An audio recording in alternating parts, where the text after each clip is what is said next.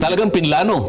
Isip-isipin mo yung pagnanakaw nagsimula sa budget mismo. Nakaw! Ayan. Pagkaraniwan yung magnanakaw dahil sa, alam mo, may kapangkaraniwang, may damdamin dyan may guilt feeling din yan, nahihiya. Totoo naman, tao pa rin yan. Kaya kung minsan magnanakaw yun, sa hindi mo alam gabi. Saka nakatayo pa mukha. Nakatakip po, dahil nahihiya Ito kabila pa. Kabila pa nung mga magnanakaw na kilala natin. Walang takip ang mukha. Nagpapapicture pa yun. Oo. Kung tawagin honorable. Ito na yung nakikita kong pinakalundo. Pinakamalala, pinaka-worst. Pinakamalala. Sapagkat alam mo, ano na ito yung... Ewan ko, Nelson, sa avatar mo, kung meron kang makukuha isang salita na po pwedeng aakma, madidescribe mo, yung sidhi ng kanilang anong tawag doon, yung wala nang kasapatan Hindi na milyon ito, hindi na bilyon trilyon ang pinag-uusapan dito. Totoo kayo. At sana man lang, Nahiya. yung perang pinag-uusapan natin ay hindi makadidisgrasya sa bansa natin. Lalong-lalo na sa marami nating kababayan na kung makikita mo ang kalagayan sa buhay. Wala nga pagpagamot Totoo po. Pagkain, talagang makikita mo, hindi makapag-aral. Makikita mo yung pinuntahan ko sa Agusan. Ni tsinelas, wala yung mga bata Totoo. Kaya mabuti na lang yung kasama ko. Mabuti na lang naisip niya. Sabi ko, bakit naman ako yung mga tsinelas, hindi pare-pareho ako yung kulay. Kaya mo na ko, sabi niya, importante lang, meron silang... Sasabi sa paa. Isip mo, kaliwa, berde, yung kanan, blue Butas pa yan. Pero kahit papaano, nabigyan lahat ng tsinelas, mga bata.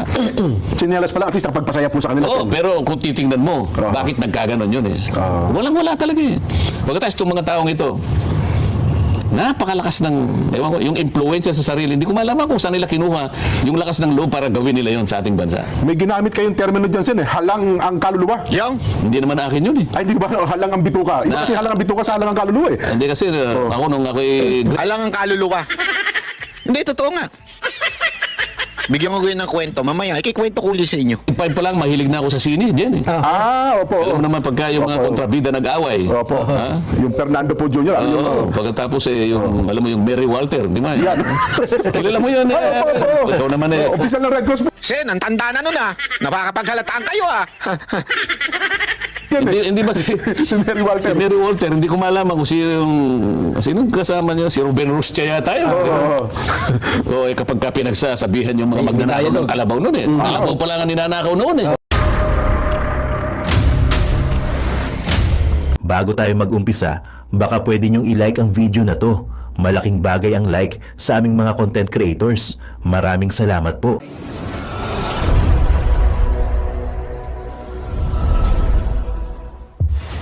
Util kayong mga ICI kayo dyan, mag-resign na kayo. Willing kayo to compromise para may transparency. Gagago nyo talaga, no? Kayo pa willing mag-compromise sa amin, sa mga tao. May constitutional right kami to information, di ba? Mga gago kayo dyan. Sawa na kami sa katutaan nyo, mga kahayupan na walang mananagot. Walang mananagot. Si Romualdez pa ngayon ang hero? Aba, hutang ama! Ang mastermind pa! Ang mag-state witness? Yun ang i-recommenda nyo, mga ICI kayo, mga inutil kayo. Ang utos sa inyo ni BBM, si Saldi ko lang, ang ikukulong nyo, yun lang yun? Yun na? Talagang untouchable si Romualdez sa Martin Luther King, ha? Ay, kung hindi nyo kaya, panindigan yan. Yung putang aman yung ICI na yan, wala nang trust ang tao sa inyo, mag-resign na kayo lahat. Diyos ko, akala mo ba yung presidente natin nagtatrabaho? Hindi nagtatanong yan at all. Hindi, I swear to the flag, si BBM, hindi yan siya. Nagtatanong ng trabaho at all. Kaya napansin nyo ba, walang direksyon yung governance at walang direksyon yung iba't ibang departamento. Bakit? Kasi he doesn't give he doesn't command. He doesn't command, he doesn't ask, he doesn't say that, look, there's a Philippine development plan. What are you supposed to do about this? Akala nyo ba yung ginawa ko sa DepEd, galing yun kay BBM? Hindi, akin yun. Lahat. Kasi he did not give any orders at all. So pag upo ko doon, sabi ko sa mga kasamahan ko, sa mga USEC at ASEC, I think this is our show. Kasi walang participation at all ang Pangulo. So gagawin na lang natin kung ano yung karapat dapat na gagawin para sa edukasyon dito sa ating bayan. So we created the Matatag Agenda. We followed through with the Matatag Curriculum. At unfortunately, hindi kami natapos kasi, yun nga, nag-decide ako na I don't deserve the attack attacks that were thrown at me by the administration. Kasi ako na nga lang siguro yung kaisa-isa dong nagde-deliver para sa cabinet ni BBM. Tapos gadun pa yung gagawin nila sa akin. O di, nung nawala ako, adi wala na. Wala na siyang accomplishment at all. Ipanoorin natin ito ha. Napakaganda nito. Makikita ninyo kung gaano na tayo kakurap at gaano katindi yung systematic corruption, institutionalized corruption sa Pilipinas. Usapan natin. Alam mo, pagka kayo nagsimulan talaga, wala katutunguhan yung ating pinag-uusapan. Hindi, binabalita lang po natin dahil sa halos araw-araw. Hindi, binabaligtad nyo na yung ikot ng daigdig naman. Hindi na pwede yun. Halos araw-araw po, malalakas ang lindol. Ito, magnitude 6.0. Kanina, Maganda ito ha. Sandali. Intro lang ito. umaga dyan po sa Surigao del Norte. Yan, bago yan, ha? Magnitude Yan ang latest. 6.0, Sen. Saan yan? Sa bayan ng General Luna, Surigao del Norte, 7:03 a.m. kanina. General Luna. Opo, Surigao na ito, Sen, ha? Surigao. Ibang lugar po ito kaysa doon sa mga nauna.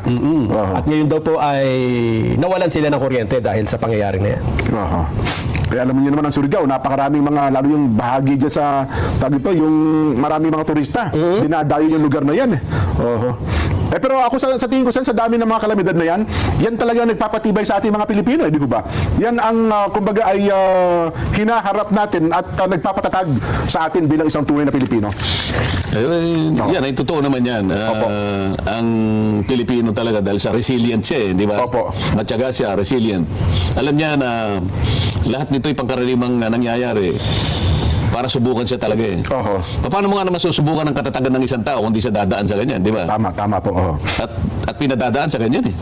Kasi pag halimbawa kunwari yan lang yan, hindi siya maniniwala eh. Totoo po. Diba? Pero ito, nanginig na ang lupa pag hindi ka pa naman naniwala dyan, ewan ko na lang. Kamukha niyan, yan ba yan? Opo, Surigao del Norte po ito. Ang minsan lang po kasi, Sen, ang hindi natin matanggap, ito, natural calamities po ito, yung natatanggap natin. Ang mabigat kasi, Nelson, nung man-made calamities, Sen, na dapat sana hindi nangyari, hindi naganap, pero yun po. At isa nga po ang itong kinakaharap ng ating bansa ngayon. Yun ang Nakapanginginig ng laman. yun ang nakakagalit, ano? Opo. Kung bakit yung kawalang-iyaan ang nananaig. Oho. Samantalang ang dami niyang kayang isipin sa ikabubuti ng ating bansa. Opo. Kasi lalong-lalo na may pinag-aralan naman sila eh. Yan, opo. Sana man lang kung alam mo na itong mga taong ito hindi nakatuntong sa paaralan eh. Oho. Kahit grade 2 hindi umabot eh. Oho. Di ba? O kaya naman wala silang kinagisnan na pamilya. Ang mga kahalubilo nila ay puro mga hayop sa kagubatan. Nako, oo. Pati salita ng mga hayop eh naiintindihan nila. Oho. Baka sakaling masasabi mo nang dahil sa kanilang pinagmulan, Oho. kaya nakaisip ng ganun eh. Pero itong mga tao nagsimula nitong pinag-uusapan natin, yung flood control. Ay, opo, isa po yan. Yan, opo. Paano mong iisipin, nagsipag-aral sa mga mabubuting paaralan? Yung iba eh, Mamahaling eskwelahan pa talaga. yung iba nagsipasok pa sa seminaryo eh. Meron pa ba? Oo. Talaga, oo. Ang tinutukoy niya dito yung mga politiko di ba, na merong pinag-aralan, maayos ang pinag-aralan, pero bakit ganun? Kaya sabi ko nga sa inyo, wala talaga sa pinag-aralan yan eh. Hindi, totoo. Kasi bakit ganun? Bakit yung iba pa nga, nagseminaryo eh. Hindi, alam mo, matindi itong ganitong klaseng sitwasyon sa Pilipinas. Kasi alam mo naman sa Pilipinas yung mga feeling educated, di ba? Lalo na yung tatlong tanga. Kilala niyo yung tatlong tanga? Na feeling educated. Pero pag titignan mo logic, wala. Ito naman, sinasabi dito, yung mga mambabatas natin, mga government official na ang tatalino, Harvard, Oxford. Pero grabe ang morality, yung corruption sa puso. Di ba? Wala kung sino? Hindi, wala kong Mamaya sasabihin ko sa iyo. sige po. Sige. Magtataka nga kung bakit parang nasaniban eh. Demonyo yan. Hindi pa putang- karaniwan itong nangyaring ito eh. Ito na siguro ang pinakamalala, siguro lantaran Opo. at walang pakundangan na pagnanakaw sa kaban ng bayan. Naku po, patay Paano tayo. mo iisipin na kaya nilang gawin yun nang hindi man lang sila nagkaroon ng konting remorse sa sarili nila? Oo, may konting Yung pag-aalinlangan, Oo. yung pag-aatubili, hindi eh. Hindi. Systematic. Yo! Talagang pinlano. Yo. Isip-isipin mo yung pagnanakaw nagsimula sa budget mismo. Nakaw! Ayan na. Pagkaraniwan yung magnanakaw eh. Dahil sa, alam mo, may kapangkaraniwang, may damdamin dyan eh. May guilt feeling din yan, Ay, nahihiya. totoo naman, tao pa rin yan. Kaya kung minsan magnanakaw yan, sa hindi mo alam eh. Gabi. Saka nakatayo pa mukha. Nakatakip po, dahil nahihiya eh. Ito kabila pa. Kabila pa nung mga magnanakaw na kilala natin. Walang takip ang mukha. Nagpapapicture pa yun. Oo. Kung tawagin eh, honorable. Ito na yung nakikita kong pinakalundo. Pinakamalala, pinaka-worst. Pinakamalala. Sapagkat alam mo, ano na ito yung ewan ko, Nelson, sa avatar mo, kung meron kang makukuha isang salita na po pwedeng aakma, madidescribe mo. Aha. Yung sidhi ng kanilang anong tawag doon, yung wala nang kasapatan eh. Hindi na milyon ito, hindi na bilyon eh, trilyon ang Trilyon na po. pinag-uusapan dito. Totoo kayo. At sana man lang, Nahiya. yung perang pinag-uusapan natin ay hindi makadidisgrasya sa bansa natin. Ay, naku. Lalong-lalo na sa marami nating kababayan na kung makikita mo ang kalagayan sa buhay. Aha. Wala nga pagpagamot eh. Totoo po. Pagkain, talagang makikita mo, hindi makapag-aral. Makikita mo yung pinuntahan ko sa Agusan. Ni tsinelas, wala yung mga bata eh. Aha. Totoo. Kaya mabuti na lang yung kasama ko. Mabuti na lang naisip niya. Sabi ko, bakit naman ka ako yung mga tsinelas, hindi pare-pareho ka ako yung kulay. Kaya mo na ko, sabi niya, importante lang, meron sila. Dahil sa sabi sa paa. Oo. Isip mo, kaliwa, berde, yung kanan, blue eh. Butas pa yan. Oo. Pero kahit papano, nabigyan lahat ng tsinelas, mga bata. Sinelas pala, at least nakapagpasaya po sa kanila. Oo, pero kung titingnan mo, bakit nagkaganon yun eh? Walang-wala talaga eh. Pagkatapos itong mga taong ito, napakalakas ng, ewan ko, yung influensya sa sarili. Hindi ko malaman kung saan nila kinuha yung lakas ng loob para gawin nila yon sa ating bansa. May ginamit kayong termino dyan, Sen, eh. Halang ang kaluluwa. Yung, Hindi naman akin yun eh. Ay, di ba? Halang ang bituka. Iba Na- kasi halang ang bituka sa halang ang kaluluwa eh. Hindi kasi ako nung ako'y alang ang kaluluwa. Hindi, totoo nga. Bigyan ko kayo ng kwento. Mamaya, ikikwento ko ulit sa inyo. grade 5 pa lang, mahilig na ako sa sine, Jen eh. Opo. Alam mo naman pagka yung mga Opo. kontrabida nag-away. Opo. Ha? Yung Fernando po Jr. Oo, pagkatapos yung, alam mo yung Mary Walter, di ba? Yan. Kilala mo yun eh. Opo. Ikaw naman eh. Opisal ng Red Cross po. Sen, ang tanda na nun ah. Napakapaghalataan kayo ah. Yan eh. Hindi ba si Si Mary Walter. Si Mary Walter, hindi ko malaman kung sinong kasama niya, si Ruben Rustia yata yun. O kapag ka pinagsasabihan yung mga magnanakaw ng kalabaw noon eh. Kalabaw pala nga ninanakaw noon eh. Pagkatapos meron pang mamamatay doon sa eksena na yun. Magsasalita yung Mary Walter. Oo. Mga halang ang kaluluwa. Yan, Sabi niya. Doon ko mga halang ang kaluluwa. So na-internalize ko yung, may di-describe niya pagka yung mga bagay na talagang nakapanlulo mo. Opo. Na kapag bibigay ng masidhing kalungkutan, nasasabi mo yung mga kataga na yun. Halang ang kaluluwa. Kasi, Di ba? kasi pagka halang ang kaluluwa, hindi mo na iniisip kung ano yung mabuti. Wala ka nang iniisip, hindi mo na naiisip kung ano magiging kahihinatnan, Tama. anong epekto, anong impact nito sa lipunan, sa bansa mo na ginagalawan. Lalong-lalo na yung mga mamamayan. Hindi mo na iniisip yun. Mabuti Ang po siya iniisip yung- mo na lang, yung pansarili mo. Hindi ko nga malaman, gaano bang pera ang kailangan nila? Oo nga, ano. Di ba? Oo. Well, biblically sin talagang ano yan eh. Walang kabusugan, walang kasapatan. Kaya yung sinasabi ni Nelson kanina na habang kayong dalawa ay minimake-upan, Opo. ano kaya mabuti nating gawin? Paano mabuti nating i-propose sa kanila sa gitna ng pinag-uusap? Ang pinag-uusapan dito mga kababayan, kung bakit bagang, kasi yung iba, dati is light lang. Yung magnanakaw lang. 'Di ba? Para sa sarili, magnanakaw lang ng bahagya. I mean, bagamat sa magnanakaw, pero hindi mo naman sasagarin to the point na you would step on someone, 'di ba? Or you would damage someone, or may madidisgrasya ka, 'di ba? Ngayon hindi na eh. Parang wala nang kasapatan, 'di ba? Iyan po kasi yung sinasabing yung sa Biblia, 'di ba? Ang tao pasama ng pasama. As the day or the end times is coming, people will be lovers of themselves. At the same time ito po ay wala na pong kasapatan ng tao. Ibig sabihin hindi na ho sila nasasatisfy. Yung bagang di ba mayaman ka na, hindi mo na nga alam kung saan mo ilalagay pera mo eh. Susunugin mo na nga lang para lang talaga may tago mo eh. Pero gusto mo pa yung mag-kickback ng mag-kickback. Yan po ang sitwasyon ngayon sa ating bayan, yung mga congressman natin, di ba? Ang dami ng pera. Ikaw na ang pinakamayamang congressman. Ikaw na ang ewan ko ba, saan mo ilalagay? Saan mo gagamitin? Ang laki-laki mo na, putang ina ka. Tapos, gusto mo pang maraming makain. Anong plano mo kayo? Nangayayat ka. Pa natin na ito. Kasi ang sabi nyo, Sen, budget ang pinagmulan eh. Oo. Totoo naman sa budget nagsimula eh. Anong magandang gawin? Kasi ngayon, ginagawa nyo yung budget. Oo. Noong nakaraan, ginawa yung budget, 2025, for this year, meron pa eh, di ba? Totoo. Ang pinakamalala kasi, itong budget para sa taong ito. Yan, tama. Nung ginagawa Yung ito, 2024 kasi, di ba? Yes, opo. Oh. Ginagawa ang budget kasi bago matapos ang taon para sa susunod na taon. Yes. Halimbawa, itong taong ito, ginawa namin ang budget nagsimula September 2024. Pagkaraniwan, Agosto pa nga kung minsan eh. Opo. Dahil lang ibibigay sa inyo mga July, August. Karamihan pagkatapos ng SONA, Sen. So di ba? September pa lang, agaran mo nang babanatan yan. Opo. So kinakailangan matapos ang House of Representatives, mga Oktubre man lang, o kaya katapusan ng September, Opo. sapagkat yan ay dadalhin sa Senado para doon naman ihimayin at kung merong hindi pagkakaunawaan sa dalawang version na yan, pag-iisahin, ito nga yung tinatawag na bicameral conference. Yan, opo. Ayan, nakita mo naman ang nangyari sa 2025. Ito lamang ang budget na umabot sa Korte Suprema sa aking pagkakaalam. Kinwestiyon pa po yun sa Korte Suprema. Wala namang pumunta sa Korte Suprema para questionin ang budget na ito eh. Sapagkat ito lamang ang budget Oo. na pagkatapos ng bicameral conference, katakot-takot na blanco ang nandun. Wala pa ako nakita ganun eh. At hanggang ngayon, Sen, hindi pa naresolba po yan, ha? Wala pang resolusyon ng... Kinalimutan na nga nila yan eh, yung pinakakurap na ganyan. Mantakin mo, saan saan mo makakakita na pinasa yung budget na blanco? Di ba? Ang lupit nun, Brad. Blanco. Para bagang nagbayad ka sa tao. O ito, bayad ko sa utang ko. Blank check. Di ba? Mantakin mo yung blank check, blank na budget. O ibig sabihin nun, kahit ano ilagay dyan. Supreme Court yan. O paano mariresolve ba? Hindi naman gumagalaw ang Korte Suprema, hindi siguro malaman. Ngayon lang nangyari kasi sa buhay ng ating bansa. Totoo. Napatala sa kasaysayan ng ating bansa sa kauna-unahang pagkakataon na natapos ang bicameral conference, tinadtad ng blanco. Ngayon, lahat nagtatanong, sino ang pinakamagaling na naglagay ng mga Sagot doon sa blanco Sagot doon sa mga blanco. Kasi pati yung mga pumirma, Sen, sinasabing, meron ba't kami nagaganyan? kasi kung tayo ay nasa eskwela, Opo. lalong-lalo na nung tayo nasa primary school. Nako. Hindi ba, Nelson?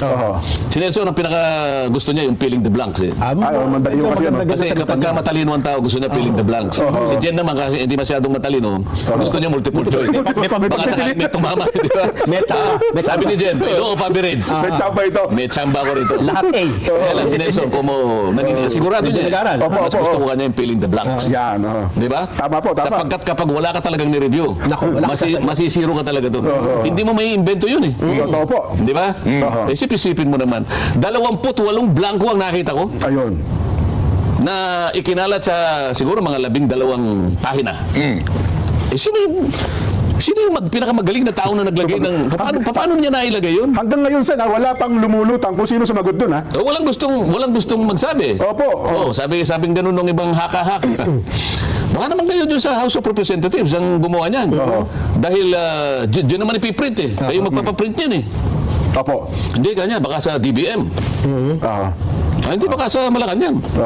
Sino nga, di ba? Ayan. Kailangan kasi matukoy mo kung sino. Isip-isipin mo naman ha. Sana sabi ko na sa inyo. Karaniwan magsisimula ang debate September, Oktubre. Alam mo, ito yan yung pino-point out ni yung congressman sa Davao, 'di ba? Pino-point out niya yan eh. Para bagang sinasabi niya, sandali, may blanco sa budget. Noong una, sinasabi na mumuliti ka lang daw siya, 'di ba? Nung congressman na yon kasi maka Duterte siya, taga Davao na congressman. Pero eventually ngayon, lahat na nagsasabi talaga na kurap yung budget. So, all along, tama pala yung sinasabi ni Congressman Ungab, di ba? Na tama yung talagang merong discrepancy o may mali doon sa nangyari doon sa budget. O pabira. Akala ko ba nung una na sinasabi ninyo mali, fake news. O ito, yeah? Diembre. Opo. O di 3 buwan.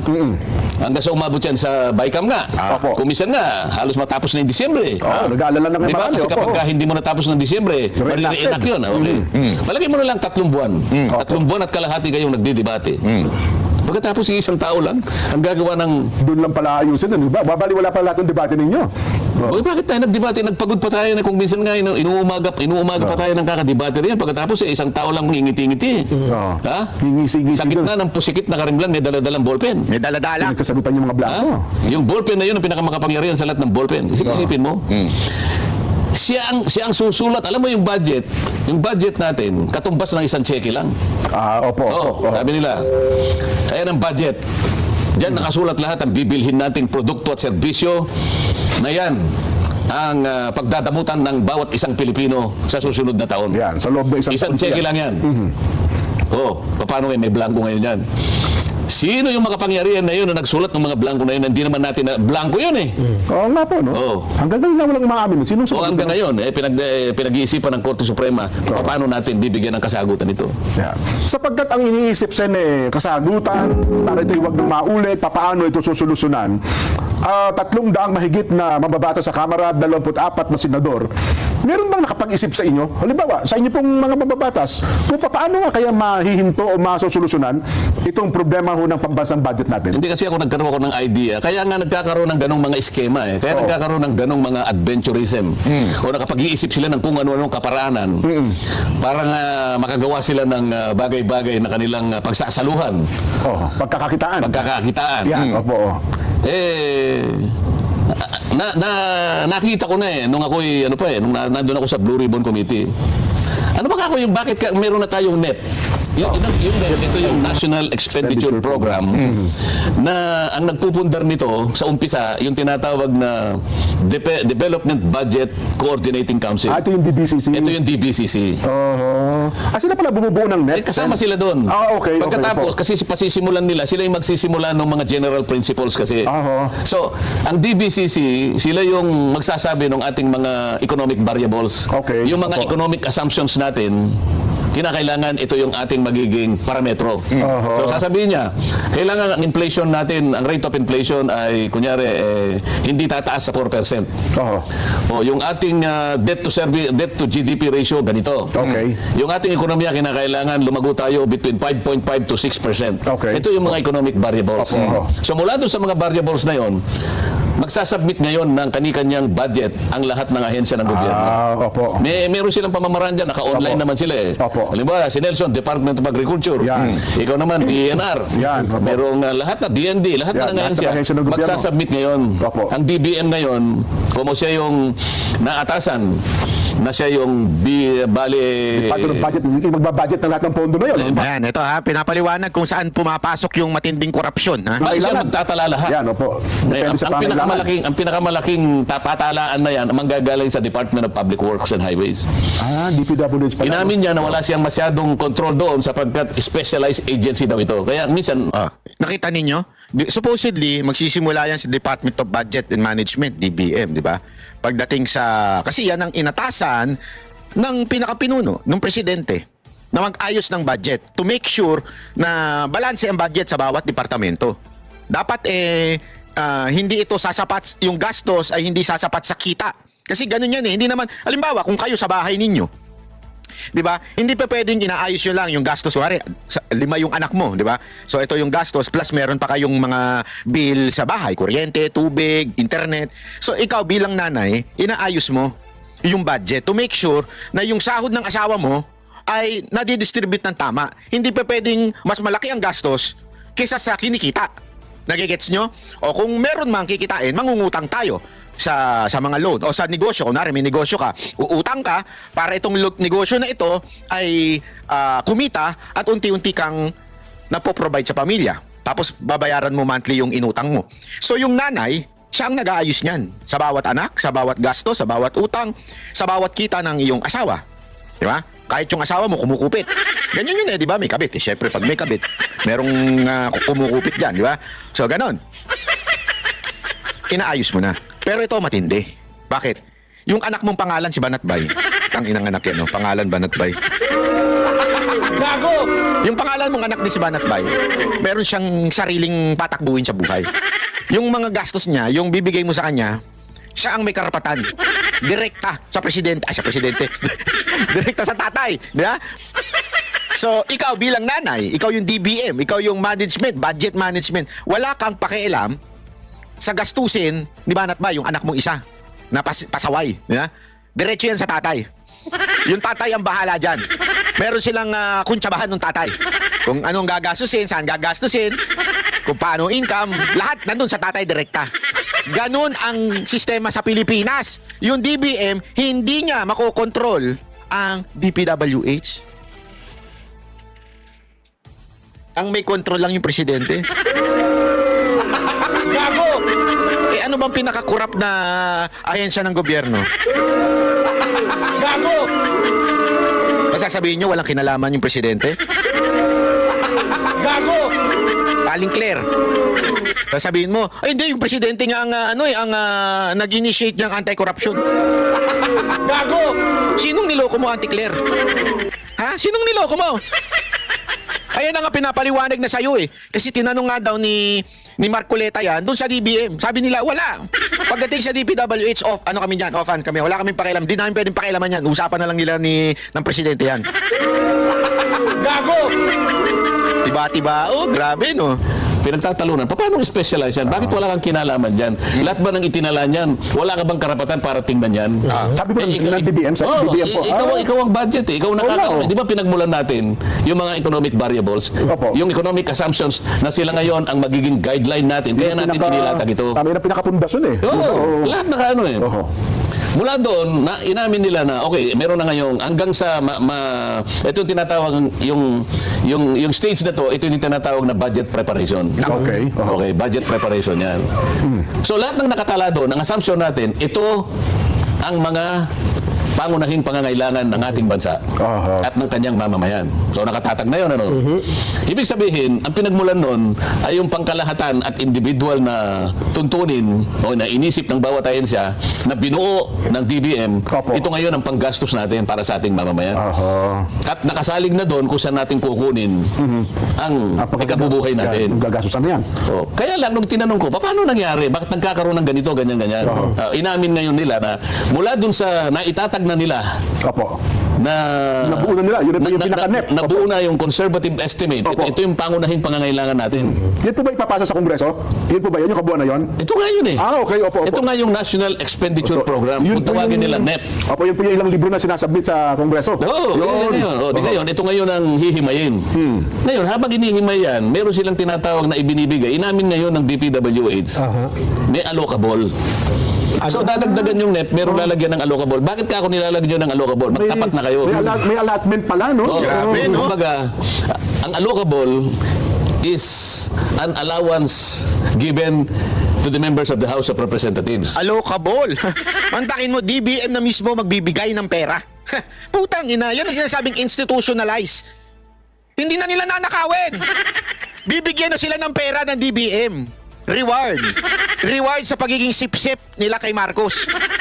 Reward sa pagiging tuta nila kay Marcos na hindi nyo kami i-impeach, huwag nyo kami i-impeach. Ito. Ito ang allocation sa inyo. Ito. Basta sip-sip lang kayo. Kami nang bahala. We got you. Kami nang bahala sa mga kabit nyo, sa mga drugs nyo, ganun. Di ba? Ang lupit, ano? Ay, nako, hindi. Ito, ang sinasabi natin dito, it's not Marcos personal. Baka sabihin na iba, personal. Hindi, galing na mismo daw yan sa DBM. So, ibig sabihin, sangkot po ba si Marcos dito? Siya bang nag-utos nito? Ayan ang tanong eh. Kasi doon magsisimula eh. Nakita mo naman sa saligang batas natin. The power of the purse. Tama po. of the House of Representatives. Kasi appropriations ito Yes eh. po, yes. So pagka appropriations, fiscal o private nagsisimula, House of Representatives. House of Representatives, O ba't ka ako nagkaroon naman kayo ng ganong patakaran? Kasi po para hindi na po mamolestya yung aming mga inilatag. Para hindi na po kayo manggulo. Hindi na pakialaman. O, halimbawa, Magbigay na lang kayo ng si Congressman Nelson Opo. Lubaw. Teka muna, bakit nilagay mo yung ganyan yan? Paano yung distrito ko? Yan, yan. Okay, para hindi na po kayo manggulo. Sir, wag na po kayo manggulo. Total, meron naman po kayo. May alam. Ito yung allocable. Putang ina! Para hindi nyo pakikialaman, nagbubuluhin yung budget, bibigyan na lang kayo ng allocation. Ang lupit! Talagang institutionalized. O, para hindi kayo magulo, para hindi kayo, hati-hati na kayo. O, ito, pera sa inyo. Ang lupit! Ha? Kaya naman pala nagkukumahog ang mga gago maging congressman. Kahit gumagastusin na lang milyon-milyon sa eleksyon. Kasi pansinin nyo gumastos ka talaga sa eleksyon ng milyon-milyon. Mantakin mo yun. Bakit ka gagastos ng ganong kalaki? Bakit ganon ang laki ng milyon-milyon? Oh, bababawi mo pala sa allocation. Allocation pa lang yan, ha? Actually, malamang sa malamang, sistema na yan noon pa. Ewan ko kung kailan nagsimula yung ganyan sistema. Malamang sa malamang, hindi ko sinasabing sangkot, kasi baka sabihin na iba dyan eh. Oh, so pati pala kay Duterte, hindi natin sinasabing gayaan. Ang sinasabi lang natin, ganyan ang institusyon, kalakaran. Ngayon, kung bakit pumutok ng todo-todo, it is because, aside from the allocation, humuhut-hut pa sila, nanggugulo pa sila, kumukuha pa sila ng iba pang mga ghost project. Gago! Kaya nga yung sinasabi kanina na walang kabusugan, yan yun eh. Walang kabusugan. Meron na nga kayong konting korupsyon, pinabayaan na nga kayo para hindi na kayo manggulo, eh, nagpasa pa kayo ng mga ghost project. Sa isa pala sa kasita, pang arreglo pala yun. Allocable. Pagkatapos ng allocable, 300 mahigit yun eh. Opo, sa lower house. Oo, ang bawat isang, sabi ko nga sa inyo, pagka regular congressman ka, 1 billion ang 1 average. billion. Naku, laki. So may nakalaan sa yung 1 billion na maglilista ka ng project na gusto mo. Kakalat mo ng Kasi ganyan. bawal na yung pork barrel, kaya ngayon, yung ginawa nila, pwede ka ngayong maglista. Yes, nilista mo na. So, ang tawag nila, insertion, lista, amendment, blah, blah, blah, whatever. Yes. Oh, maliban doon sa allocable, meron kang leadership, sabi niya. Ano yung kang leadership? House leadership. Yan po yung mga leader. Andiyan po yung speaker. Andiyan po yung deputy speaker. Andiyan po yung majority leader. Andiyan po yung deputy majority leader. Kaya naman pala ulul na ulul sila sa pagiging leader. Kasi, pambihira, oo. Kaya pala. Andiyan po yung minority leader. Yan, opo. Andiyan po yung mga chairman at vice chairman ng Ng mga appropriations committee. Yan, O magkano naman yan? Ito po. O pabukod yan, ay maglalagay po ng unprogram. Bakit? Ay, ba, iba pa po yung program. Kanina naman yan. Ay, yan yung mga hindi pa nakikitang maaaring panggalingan ng ating mga pangangailangan. Anak ka ng mutya. May allocation na. Ito, ganito ka-institutionalize ang ating ano. Meron pang for the leaders. Di ba? Yung mga deputy, napakaraming deputy. Aside from that, meron pang unprogram. At yung unprogram na yan, walang iba yan kung hindi presidente. Ang unprogram, siya ang magdi-decide in the future. Ngayon, tinanggal daw yung Ghost Project, tinanggal yung flood control project sa DPWH. Pero, ang laki ng unprogram funds. So, para bagang sinabi mo, sige, tanggalin na natin muna dyan kasi ang pangit nung image ng yung salitang flood control. Tanggalin natin dyan. Ilagay muna natin sa unprogram. Gago! Na eventually, ang presidente magsasabi, pag sinabi mo kasi yung program, wala pa siya ngayon. Pag-aalatan. Iaalat mo pa yan sa, in the future. Ano yun? Pag tumakbo yung impeachment, gagamitin niyang unprogram funds. Gago! Bago mag-eleksyon, gagamitin niyan unprogram funds, di ba?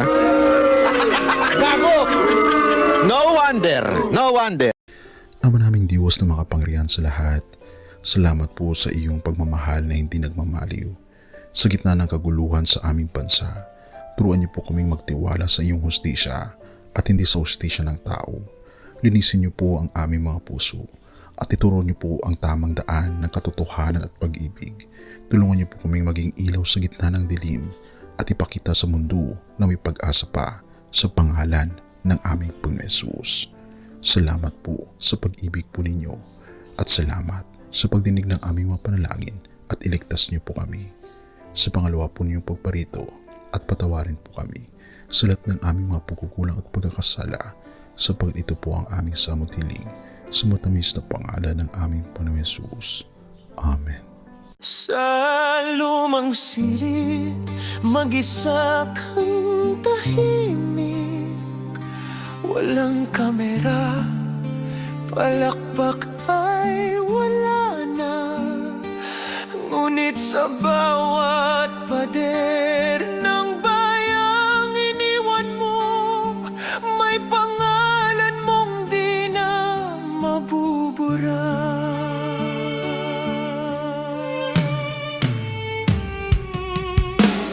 Minsan kang naging balikat ng mahihina, kalaban ng takot, kakampi ng masa.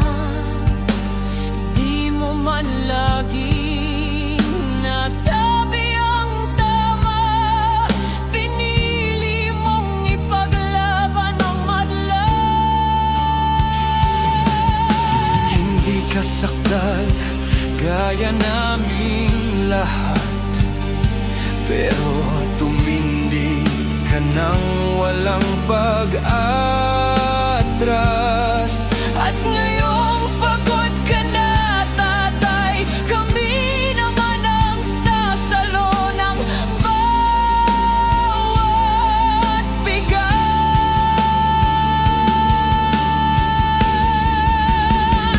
Hanggang sa dulo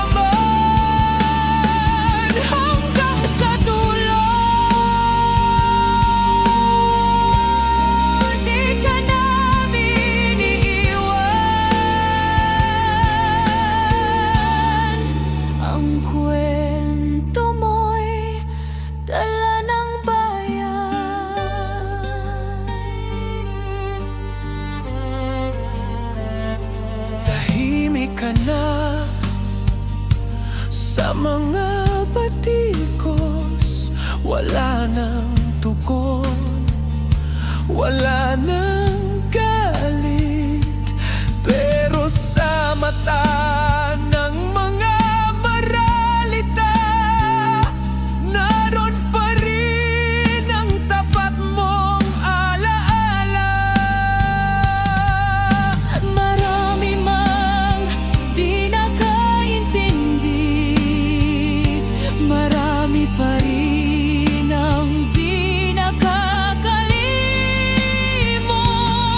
At ngayong wala ka ng kapangyarihan, tatay, Ang magtatanggol sa'yo ay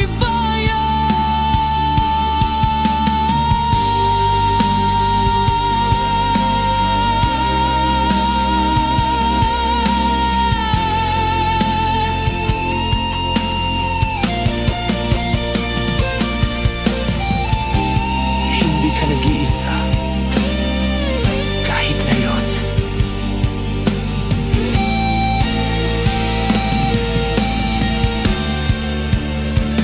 hanggang sa dulo, tangan ka pa rin.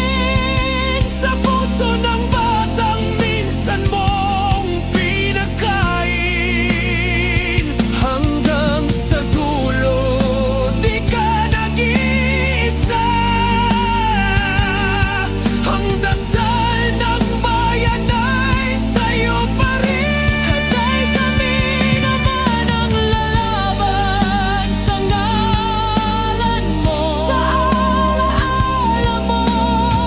Hanggang sa dulo. Dalangin ka ng puso ng masa.